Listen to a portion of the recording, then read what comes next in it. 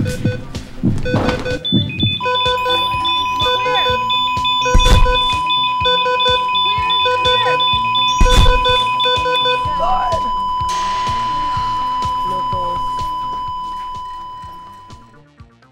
hardest thing I had to overcome is really just making the transition of being a street hustling nigga to like a quote unquote star.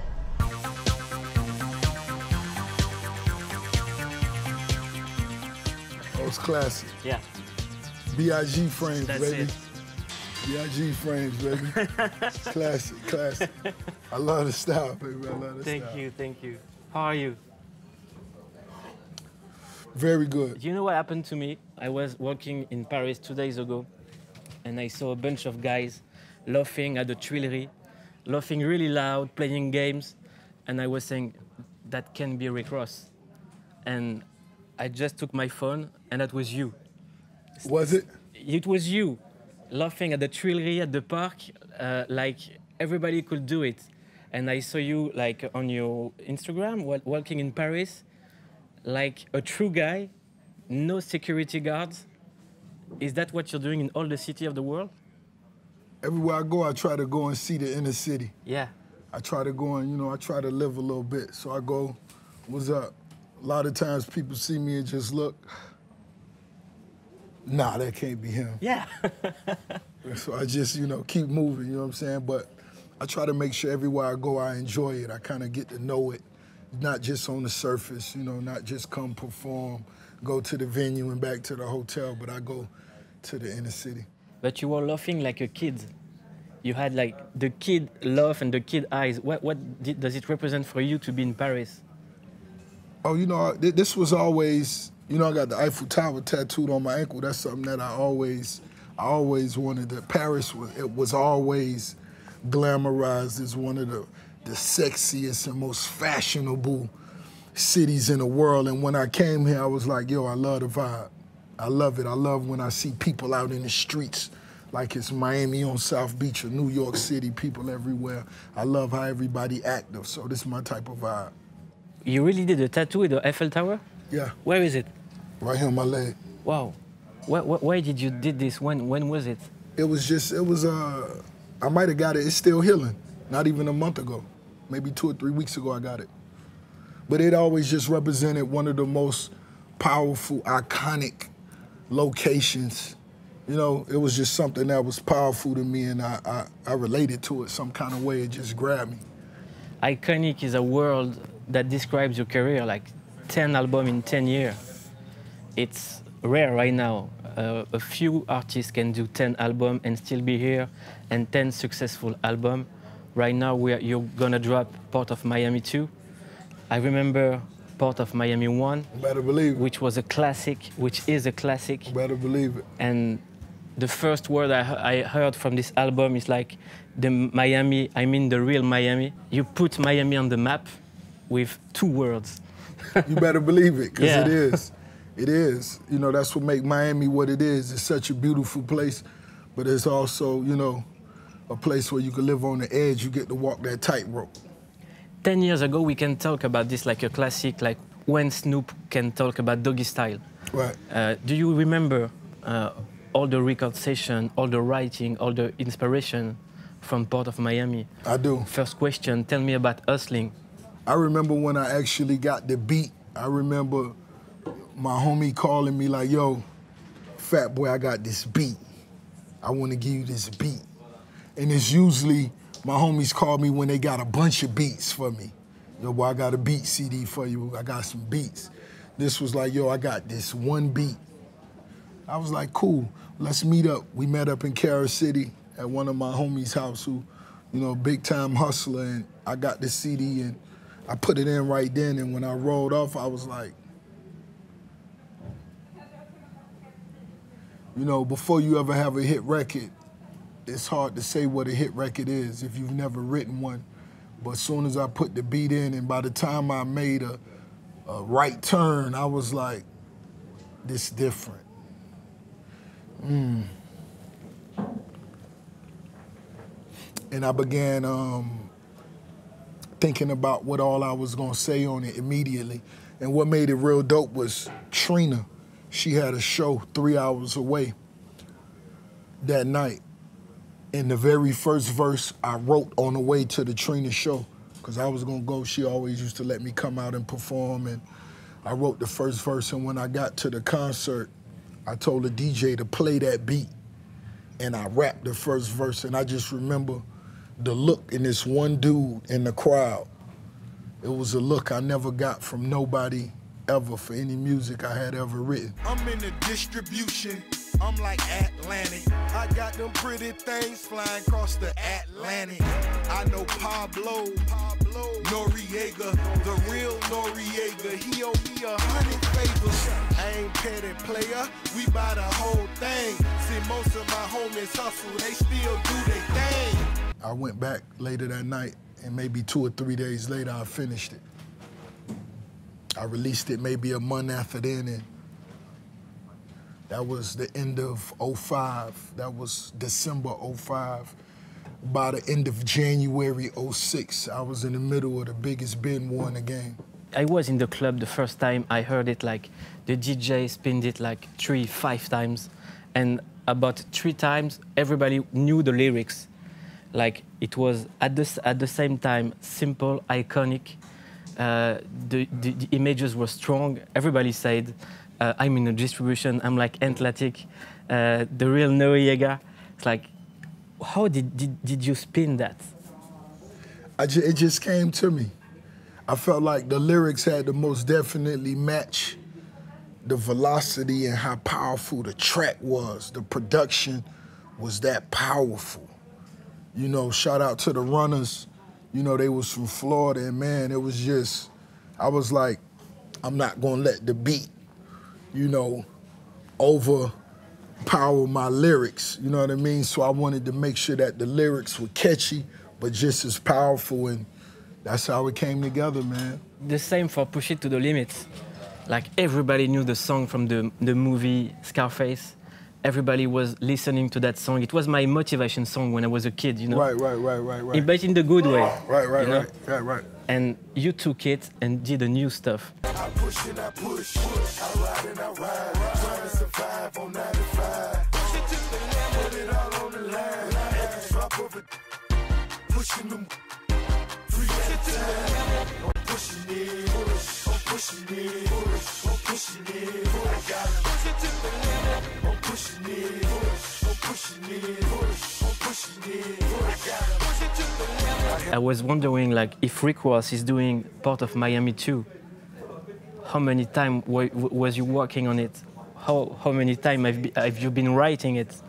Because I know how important to you is the writing. Well, I most definitely challenged myself lyrically. So there are some records on this new album where I written the record, recorded the record, and was satisfied, and a week later came back, wrote the verses again.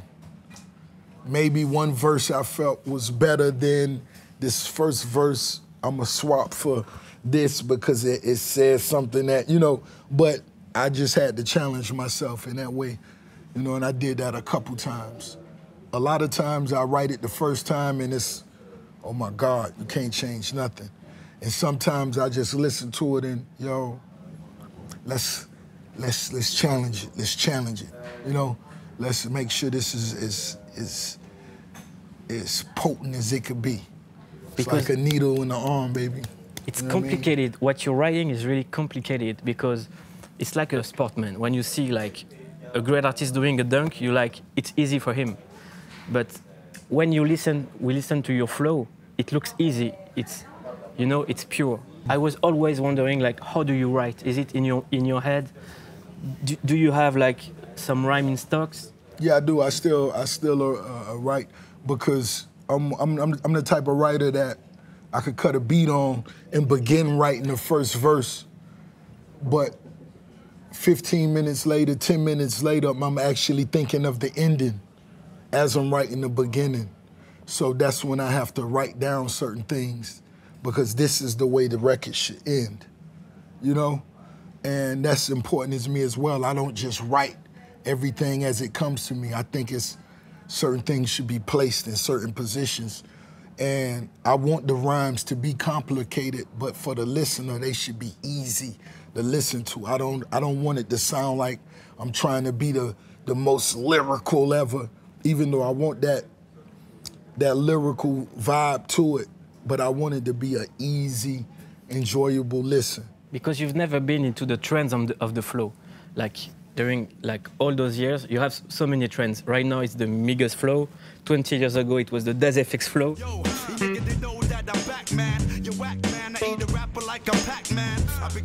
Right. And you never took the other flows. Right. I believe everybody's style is your style, you know, and I was a huge fan of Das FX, so, you know, all of the different cadences, the different chopped up flows, and that's dope too. But I felt like Port of Miami 1, it niched my own vibe in the game. And that's something that hasn't went anywhere. So let's do what we do and just keep elevating what we do. Your comeback has been announced by this track with Future and the verse with Pusha T. Let's talk about the Pusha T album. Were you in the house to do the track? No, I was actually overseas. I believe I was in Africa at the time. And they reached out to us, and my manager, Juan, he came and told me, you know, Pusha just reached out. I told him make sure you give him my new number so we could get on the phone and connect. But I said, if it's a record, let me hear it now. And he had sent it, and I listened to it right then, and I believe I wrote the verse either that night or the following night. So while I was overseas, I did the verse, and I sent it to him. He loved it. Still do the Fred stare on a brick. Tap, tap, throw the phone if you hear it click. Kanye West said like he was going to drop one album a week. Will you work with him on an album? I'm not sure. You know, he has his way of doing things, and I have my own way of doing things, so maybe him produce a record for me, yeah. But other than that, I'm not sure. Who could you make a kind of Watch the Throne with? Rick Ross and... It's a few artists that we could do that with. It's a few artists. I've had that discussion of, you know, possibilities before in the past and recently, you know, people hearing that hard piano record with me and Pusha, it was a lot of talk of me and Pusha doing a project, you know. You never know. You've collaborated with French people, like Rim? Ils parlent de nous partout, ils voudraient nous éteindre. Bande de bâtards, vous faites des alliances avec des tympes. Nous c'est plein mot, regarde tu sais jamais de gros mots. On encule ta mère sans faire de promo. Ok, j'appelle Lucas, je crée le syndicat. Gars, je pars aux USA, sur moi j'ai 100 cas. Des trucs dans mes deux pas, la hagra ça paye pas. J'ai dû hagar la vie, j'ai touché ma paye. Des mecs de la rue frère, on n'est pas des cowboys. Si ma chérie m'énaille, c'est que je m'habille pas.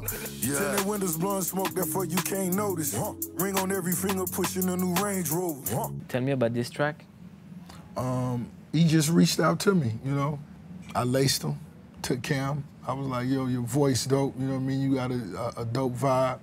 I see you hustling, you know what I mean? And we just shot the video on the beach in Miami as well. He dope. Yeah? Yeah, he dope. Can we talk about the Meek Mill case? Right. Could you explain to the friends what is going on now with this artist? You know, Meek Mill is spearheading a movement that's just not about Meek Mill, but it's a lot of young black dudes that's wrongly prosecuted in a system that's obviously unbalanced, unfair. And, you know, for the ones that's, if it wasn't Meek Mill who had, you know, the support he had and the finances for the legal team that he had, he would still be incarcerated right now when, you know, he started out 18 with a 2 or 3 year probation, and it's over a decade later, and you're still on probation for the same cases. So it's a disgrace. How do you explain the relation between the US government and the justice and all those black kids who are incarcerated? Is there a link? Obviously, it's not a relationship. It's a pothole that was set. Is there a plan? The streets are the plan, because I can't speak for the politics. I play no role in the politics. I only speak on behalf of the streets. And everybody that we could pull out of that pothole, I want to help as much as I can help. You know, so, and that's why I love Meek Mill position, you know, him coming home, he's still spearheading that campaign, and he's still speaking up for all the ones that need to come home. Prosecuted unjustly, sentenced unjustly. How is it possible for a kid growing not trusting the justice, not trusting his country? That's every young black boy in the ghetto. After you see what's been going on for so long, how can you trust them? How can you? I don't. So what is the result when those kids are growing up? Everybody got different, you know, everybody got different concepts. I know mine is unifying the streets as much as we can. And I think that's what Meek Mill position did. I think that's what Meek Mill case did. It brought a lot of light to something that's been in the dark for a long time. And the change has to come. A change will come. When? I can't say when. But as long as we keep our feet on their neck and keep pushing on and sticking together, a change will come. Back in the days, the Black Panther Party for self-defense tried to unify, to put some rules, but they've been divided and they've been persecuted. It was murdered, yeah. Murdered, prosecuted, sent to prison, yeah. The hit was put out on them, yeah. I was always wondering how did a guy from your generation who saw the generation of his big brothers and grand cousins trying to organize themselves with the Black Panther Party and being destroyed. How did you grow up? I feel like, you know, after you see that, you got to move a little different. I feel like the party's still there. There's still a lot of brothers that's on that, but you got to move a little different now. We got to move a little wiser, because you can't go to war with these people. They got more guns than us, you know? So we got to think different, you know, and we got to fight the war a little different. But it's still in our heart, and that's what's important. And it's going to be a day when, you know. Talking about the way to be an example, the thing is like, the mass media can say like Rick Ross is a bad example, but for the kids, you are a good example, because a lot of kids did their own label, invested in many business, buy some studios, doing records. Do you realize the fact that some medias are making you the devil and the kids love you? Who cares? The streets are the ones that we make music for. We don't do it for the media. The media wouldn't last, you know, without us, you know what I mean? And the motherfuckers behind the media half of the time, what are they doing with their life? You know what I mean? So, and I have no interest in that. I only have interest in the youngsters and the hustlers, you know, and that's what we make music for. That's who I want to be leaders and examples for. The same way, you know, Puff Daddy and you know, Dre and Sean Combs was examples for us. That's what we do it for. Let's talk about the word hustling. You said in many interviews that a mom who raises his child is a hustler. Right. A teacher can be a hustler. Right. What is your definition of that? Somebody that's going to, you know, work harder than and make sure whatever their goals are, whatever their dreams are, they go after it. You know what I'm saying? Whoever poured this glass of ice water is a hustler. You know what I'm saying? Because I feel like even if you the CEO of the company, you got to hustle like you still mopping floors. That's the way you continue to be a successful CEO. You know what I mean? And if not, it might be somebody like me that's in the company that's going to outwork you and, you know, come for the throne. Right now, I'm facing a grown man who looks to have found inner peace. I was watching your former interviews. It was not the same guy. What has changed? What has changed most definitely was a level of security. I think certain levels of security bring on certain levels of maturity. But that devilish side of me is still there. You know, I still love, you know, that grit and that grime. I still love bumping heads, and that's what makes me love hip-hop so much. That's what, to me, makes it, you know, the #1 genre of music is that competitive spirit. And as long as you remain competitive, I feel you're still in the game. The day that you're no longer competitive, or to me, willing to accept those challenges that come with being #1, you're no longer in the game to me. You know what I mean? It's ironic what I'm going to say, but it's very rare to listen some rappers talking about the hip-hop spirit. Well, you know, I most definitely understand where you come from because it's a lot of, you know, the game has been changing. So when you say DOS effects, you're talking about a different era. You know, I was a youngster too, coming up listening to them, but I was a student. I watched everything that went on with the legends before me. And it's kind of like I'm in that middle, I'm in that medium for the youngsters who may not know about those OGs. I know about them as well as I know about the youngsters. So I'm right in that medium. So I got to make sure I, you know, give them a little bit of that game too. So you know how I go. When you talk about to be a student, you're talking about this culture. Right. In Rick Ross, we heard like the Biggie Spirit, we heard Cool J Rap, we heard UGK, we heard all these references. And right now, a lot of young rappers don't know those references. And that's what I feel make us so valuable. That's what make us so valuable because we got to keep those legends alive.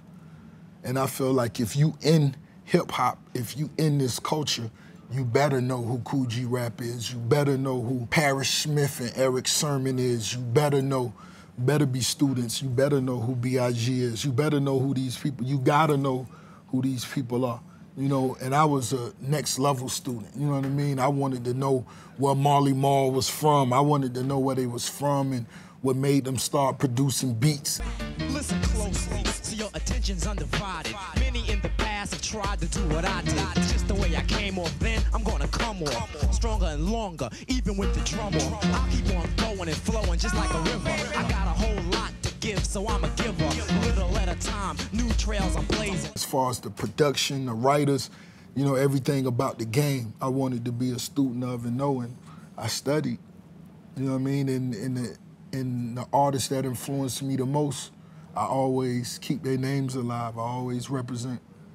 You've paid a tribute to B.I.G. with the song You're Nobody Till Somebody Kills You. Niggas in my faction don't like asking questions. Strictly gun testing, coke measuring. You took the same beat, you killed it with Diddy in the intro.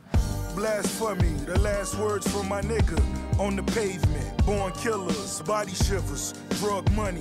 We are in a new era right now, and with the social medias, everybody wants to be somebody. And when you took that song, You're Nobody Till Somebody Kill You, it had a different sense. It did, it most definitely did. You know, B.I.G. I just feel was one of the most iconic. You know, and when you talk about that record, you know, I felt connected to it. I felt the parallels on different levels. You know, and I wanted to bring that energy back just on a different vibe, on a different side. So I brought my wordplay in it, somewhat my experiences and the visions and the things I've seen in it, you know, and just and put it out there for the youngsters and the, you know, everybody who understood what that meant. You said something very interesting, like you choose to be a customer or a producer. Just meaning, are you gonna consume or create? It's your decision, you know what I mean? We know what it takes. You could spend every day. When are you gonna make something? When you gonna make something? You know, because it won't be long before you bankrupt, homie. You gotta be creative. And that's how you come to the table with bosses, being creative and bringing something to the table. And it don't cost a dime, but that creativity, it costs. That comes from the soul, you know what I'm saying? Did you pay the cost to be the boss? Most definitely. Most definitely. What was that cost? A little bit of everything. And I kept it transparent for the game. A little bit of everything. Everything. Some friends, did you lose some friends, I feel if you lost a friend, they never really was nothing to lose. You may have gained something losing them. That's really how that go. Because if somebody, really gonna, ride for you, if they really by your side, they gonna be there regardless of if you up or down, whatever it is. You know what I mean? It's I got friends that I haven't seen for years, but if, something happened to me and I wake up in the hospital, they standing right over me next to my bed and my mom over there and, and it's certain people that's in the room. There's certain people that, my mom only let in the room. You know what I mean? It's that type of vibe. Thank God you're here. Yeah, better believe it. Better believe it. Many people say that success can change people. Right. Did you felt a lot of people change around you? You see things, you experience things, but not a lot of that. You know what I mean? The era I came up in Miami, it was like I came up around homies that was successful in the streets. So I had experience dealing with finances even before I got them. I saw what the effects could be. I saw how it go down, you know what I mean? And so that's what I think really played a major role in my longevity. It's a lot of artists that have sold more records than me, but they haven't generated the finances that I have over a period of time or live the lifestyle that I live, and that come from other experiences before the music. You mean? And so I apply all that, and that's what you hear when you hear my records. When you grow up being broke and you live the other part of your life being rich, how is it in your mind? I try to keep a balance. It was some advice that one of my best friend's father, who's serving 40 years right now in the penitentiary, Michael Delancey. It was advice he gave us. I think I was 13 at the time, and he said nobody should know the difference when you got $10 in your pocket or 10,000. He said if you got $10 in your pocket and you eating beef patties, when you get 10,000, make sure you eat a beef patty every now and then. I might have been 13 at the time, and I was like, oh, okay, that's how that go. And here we are, you know what I mean? I still move the same way. I still, go get those sneakers and, I still rock the same thing. Shout out the Star Cow gave us the shirts, where we came out here and I went and got t-shirts. I just keep so much of the same energy, regardless of the situation I'm in, you know what I mean? So I feel like things are gonna change, that's natural, but the foundation should always stay the same. You don't realize that if you do a track with Future with the word Gucci in it, everybody's gonna buy some Gucci? Yeah. Because Gucci own you a lot of money right now. Pack 100 backwood and some Gucci shoes. Pack 100 backwood and some Gucci shoes. Pack 100 backwood and some Gucci shoes. Green Gucci suit, green Gucci suit. Green Gucci suit, green Gucci suit. Boss. That record and that idea came from a conversation I had with Dapper Dan. I went and seen Dapper Dan, the original, OG. Yeah, for the people who don't know him, he was in New York. New York City. He was the first one to took the Vuitton, the Gucci, the Hermes stuff and mix it, patch it, doing some crazy suits. When you look at Paid in Full and you see Eric B. and Rakim with the big Gucci jackets, that was from Dapper Dan. When you saw Salt and Pepper with the dope jackets, when you saw the Fat Boys, when you saw LL Cool J, right? And we had those conversations, and he actually, when I told him that Eric B. and Rakim, when Eric B. Rakim was looking over his shoulder with the big Gucci patch on the back, I was like, yo, that blowed my mind. And he sent me that picture, and I actually hung it up on my wall. And I was like, man, back then, fashion played just as much a role in hip hop is the music. It was always the music and fashion. That's what made the culture what it was. The music, the fashion. The jewels came maybe third. And so after we had that conversation, when I got with Future, that's where the concept of green Gucci suit came from. Because I felt like, you know, when I was a youngster, once you made it, you got you a Dapper Dan. Your wardrobe came from Dapper Dan, and he laced you up with a Gucci jacket, you know what I mean? And that's what me and Future, you know, we kind of laughed about. And he was like, oh man, boy, I would have had Dapper Dan make me a yellow onesie, you know? And we just laughed in the room, and I was like, yo, and we cut the beat on, and we just started vibing, and I was like, green Gucci suit, green Gucci, you know, because that's something that I always wanted to have as a youngster, and now here I am, you know what I mean? And Dapper Dan laced me up at the BET Awards. I wore Dapper Dan Gucci suit. Right now, when we see like Balenciaga, all the great fashion brands, they're doing what Dapper Dan was doing 20 years ago. Of course, that's what they're doing now. Yeah, and right now, Virgil Abloh is at Vuitton's. Would you like to go into that fashion business? You know, I've spoken to a few people about it. It was nothing that I rushed into, but I love fashion. I love what Virgil is doing. I love it. I love fashion. I love the styles. So you never know what may happen, you know what I mean? But it's just something I would want to happen naturally, organically, you know what I mean? Do you know in how many business are you involved? I don't. I swear when I'm posting pictures sometimes and I try to tag, I be like, yo, I forget sometimes, you know, it's just, you know, and to me that's fun. That's dope, you know what I mean? You know, we work with a lot of companies, a lot of brands, but they gotta be a brand that I love, you know what I mean? I've said this before, I had a 7-figure offer from a cigarette company before, but I don't smoke cigarettes. So I told them I didn't want to do that, you know what I mean? So if it's something that I love to be a part of it. You should create an advertising company, because I remember of you like 5 or 6 years ago, you did the best advertising stuff, like you were in a club, dropping money, and all the world has talked about it. And it was less expensive than taking one space in a TV. It was like the most genius advertising that you did. It's true. It's true. And you know, once again, it's something, as long as it go hand in hand with what we do.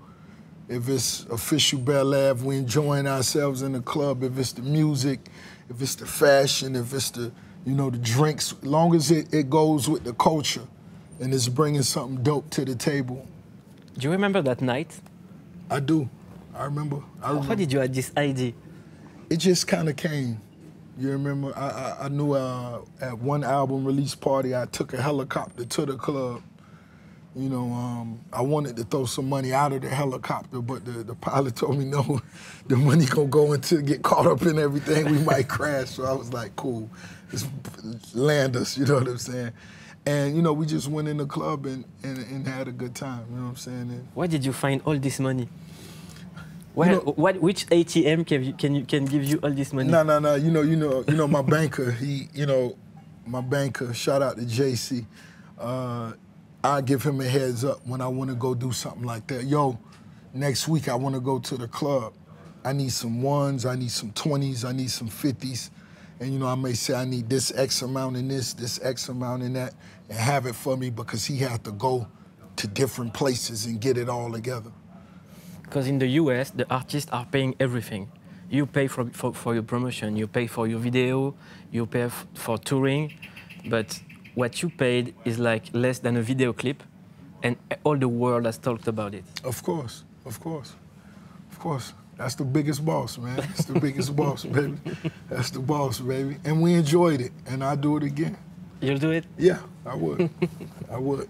Tell me about when you were a kid and you wanted to be a boss. Who was the first boss that you met? Oh, man.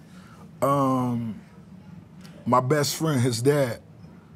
My best friend, his dad. He was the first person that I remember the first day I ever got a $50 bill. That's Michael Delancey once again. You know, he's serving time right now. But my best friend, I remember, he the one who had the Nintendo.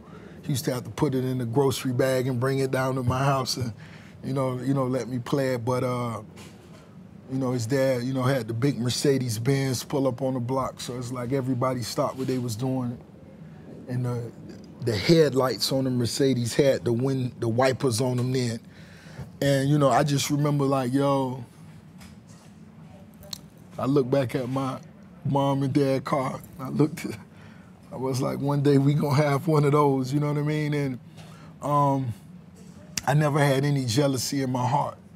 I think that was one of my true blessings. I was able to see others do better than me and not have no envy, you know. And so when I started working at the local car wash right up the street, all the rich hustlers would pull up. I wanted to wash their cars, you know what I'm saying? I wiped their seats down better than anybody else, and if it was time left while they was gone, because a lot of them would come drop their cars off, you know, they had a cassette holder that hold the cassettes.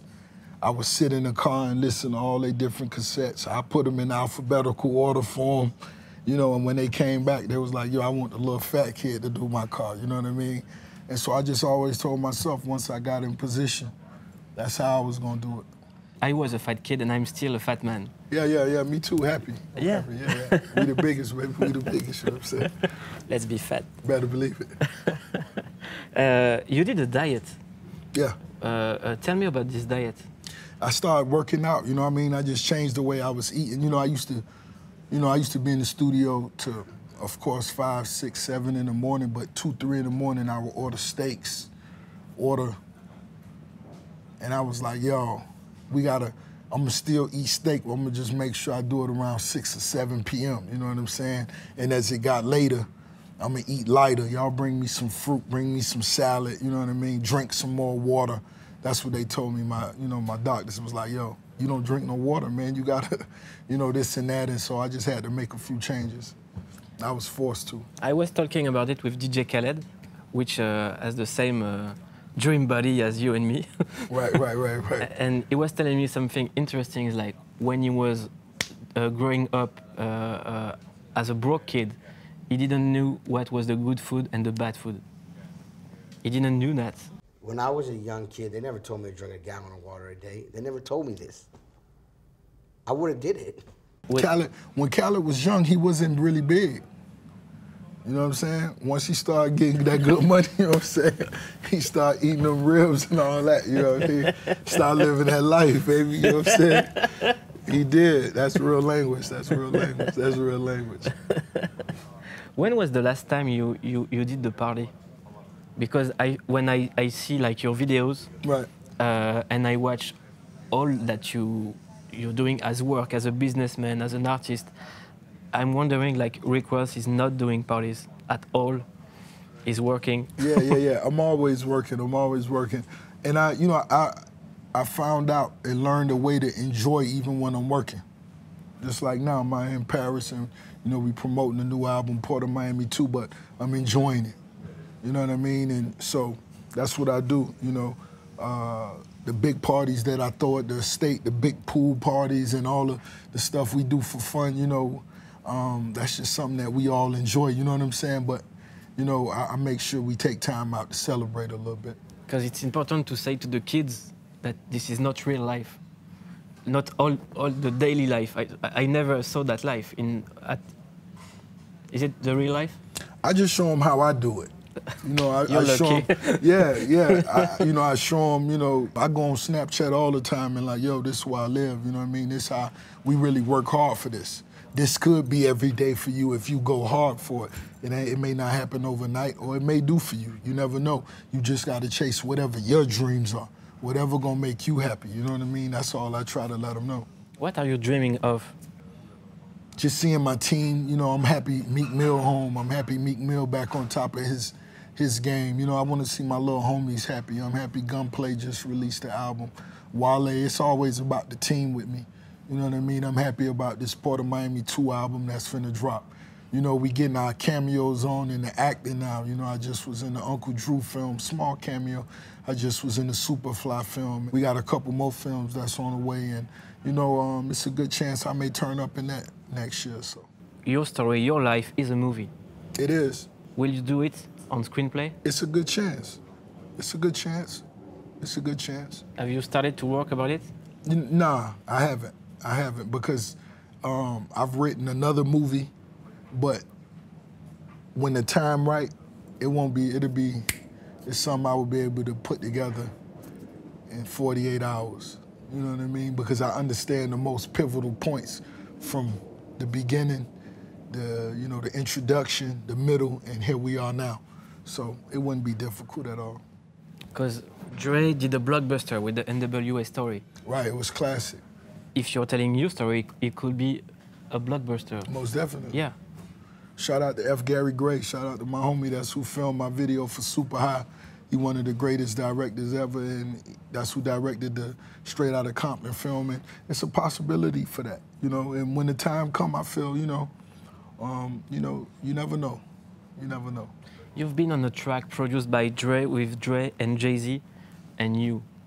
Tell me about the recording of that song. Motherfucker scream cheers, yeah, and it is what it is. He wanted to shine at the swap meet. To the white boys, got him in that hot seat. Only love it when her hair long. You should listen to this beat through my headphones. Dr. Dre came to Miami and invited me over to the studio, and I got in the studio and he played me all these different beats. And I remember I wrote 5 records in maybe, a couple hours. And I was like, Dre, let me keep this one, you know what I'm saying? Let me reach out to the big homie Jay-Z, and I sent Jay-Z what me and Dre had already did, and he laced it. We titled that 3 Kings, and, that spoke for itself. But, those are icons. Dre the biggest producer ever in the game. So, when I sat there, I was just like, yo, I'm thinking about Eazy-E and, just all the classic records that they did, when I was young. It was like, that was, to me, unbelievable. That year, I met Dre, and when I was watching him, I was feeling the same stuff that you were saying. I was seeing in front of me like 30 years of classics, of hip-hop, of culture. And what Dre did, pushing the limits with beats and now Apple Music, is it a model for you? Of course. How did you react when he did his biggest move? I told you, like, I always been one I never envy, the ones that come before me. I actually pay homage. And that's something that these youngsters gotta understand. You gotta have somebody show you the way. And that's what Dre's doing for us. He's showing us the way. It may be a different format, it may be a different type of business, but this is how it goes, and I appreciate that. I accept that knowledge. I appreciate that knowledge. I'm still a student. On my 10th album, I'm still a student of the game. I still watch what Jay-Z does. I still watch what Dre does, as well as I'm a student to some of the younger artists. I still see what the youngsters do. I like to call them streamers. That's what I call them, streamers, you know what I'm saying? But I'm still a student to the game. When you're talking about the competitive side of this music, right, who are your best competitors right now? I only compete with the best, and it may not be a negative energy, but it's still competition because we all want to be number one. We all put those long hours in to be number one, and without a doubt, Rozay still want to be number one, you know what I mean? And so I'm competing with whoever the best is at that moment, at that time. If you the best, if you in the top slot, you Rozay competition, and I'm most definitely yours, you know what I mean? And sometimes the game get ugly, and a lot of times it don't. But either way, I've always been one that accepted all challenges. I've never had a problem. Is it a great teaser for Puffed Off Miami too? Of course. Yeah. What can we find on this album? Because it's a secret. Yeah, it is. You know what I mean? I'm just keeping everything real personal until it comes, you know what I'm saying? And I think that moment when you really sit down and listen to it, you say, damn, I should have known it. I should have known he was going. I should have known Rozay was going, and that's that feeling that I make sure I want, somebody that has listened to all my projects from Port of Miami 1 That's what I'm thinking about when I'm recording and working on Port of Miami 2 while I'm finalizing the track listing. I had the laptop with me on the big Ferris wheel, the view of Paris down here. I got on the wheel looking over the city, and I had the album playing. And you know, that's what I'm thinking about. I'm thinking about everybody that was there from the first album to here we are now. When you do that, it means so much. Yeah, it do. When you breathe. It do. It do. It do. Because you know what you get. Yeah. Yeah. Uncut dope, baby. It's uncut dope. Is there a new Maybach music volume on it? You gotta see. You know, that was always classic and fun for me to do. I always loved those Maybach musics. I was talking about your influence and the brands. You did Gucci, Maybach. Do you realize, and I'm asking the question a second time, how much do they own you? You know, I just got the new two-door Maybach coupe, and I got the first one of 300 in that baby blue color. And I remember when I called, it was another celebrity that wanted the first one while I was on the phone, and I'm like, yo, stop. And they're like, you right. We finna hang up with them, we got you. So if you go back to my Instagram story, you see the one of 300. That's the very first one of that one that Maybach made sure that I got. And, you know, it's a lot of love, you know. Did the fame made your life more easy? Or more money, more problems? It's most definitely things that you gotta learn that come along with the new finances. It's most definitely, you know, if somebody slip and fall where I was at before, they would have got up and kept walking. But now if they own your property and if they slip and fall, they may sue you. So that's something that you just gotta, oh, I get it now. So when Biggie say more money, more problems, those are the type of things that he talking about. Something that could be so simple if money wasn't involved is made complicated now because of the financial gain and the financial opportunity that, wow, it wasn't like that before. It's like that now. So that's something that you just gotta accept that come with. I didn't know how was working the financial system in the US. Like if you have 1 million, the bank can get you 10. And you can buy stuff right. without your own money. It's really easy to have money from the banks. We saw a lot of rappers and a lot of artists, comedians who were like making a lot of money and who are now broke. Did you saw that? Was it an example to? Of course, yeah? Of course. How do you manage this money? I make more. Like I said, you either gonna be a consumer or a producer. What you gonna do? You just gonna, you know, that's your decision, type of person you are. When I speak of hustling, you see my IG name is Rich Forever. You know, you have to make good, you gotta make good decisions. And being a boss, that's the largest responsibility you have is managing and maintaining whatever it is you have. You know, so that's most definitely an example to pass. And a lot of people that's, same way I study the greats and the way they win, I study the ones who lose as well and the way they've lost. Could you give me your top 5 MC of all time? My top 5, Ice Cube, Jay-Z, I gotta say UGK, 8 Ball and MJG. You know, that's, and it's a lot of dope artists that I love. Lil Wayne, it's a lot of dope artists that I love. But the music that I've been listening to, I still listen to On Top of the World by 8 Ball and MJG. I still listen to Riding Dirty every day. You know what I mean? Every day. Big birds and tight herb, fool, I'm riding dirty. Those are my favorite MCs. I got the last question for you. This show is called Clique. What is your definition of a clique? Of a clique? Organization, baby. That's the squad, that's the gang, that's the empire, that's the clique, you know what I mean? And our clique go worldwide. It's not just the obvious ones you see on the screen. Our membership is underground a lot of times. A lot of times we don't want you to see who all our partners are.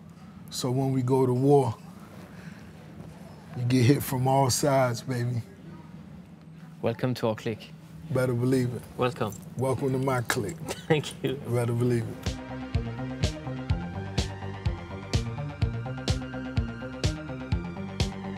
Could you show me how you do your gimmick? Huh? Always try to do it, I can't. So I gotta be in the booth, baby. That's a vibe, man. That's when I'm in the music, you know what I'm saying? The headphones on and I'm zoned out, you know what I'm saying? That's where that come from the stomach, that come from the gut. Huh? You could do it. No. You just gotta be turned up. You can't do it sitting down. It's when you stand, you know, standing up and you had a few glasses of Bel Air, you could do it. I'll try to do it.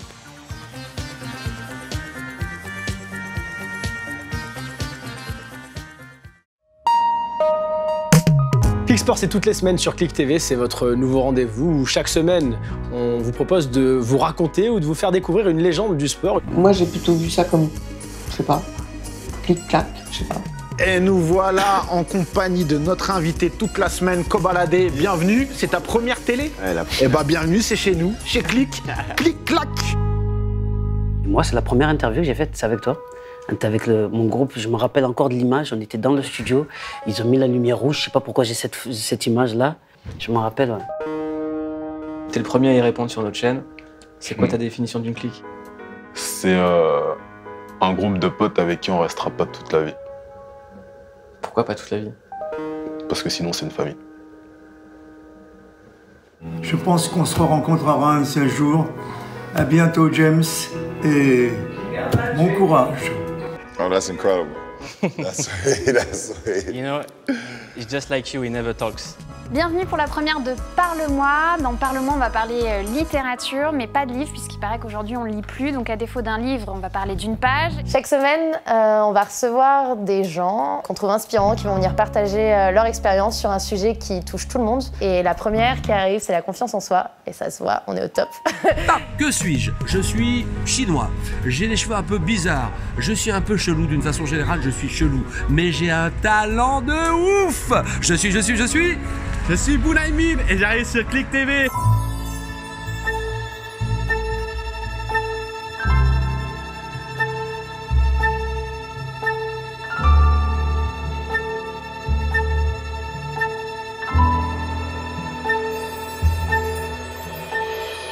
Salut, c'est Cut Killer et chaque semaine je vais vous présenter un album. Et cette semaine, Ready to Die de Notorious B.I.G. J'en fais bien. Mouloud, c'est pour toi. Reportage spécial en direct de la Somalie avec Jérôme Jarre ici.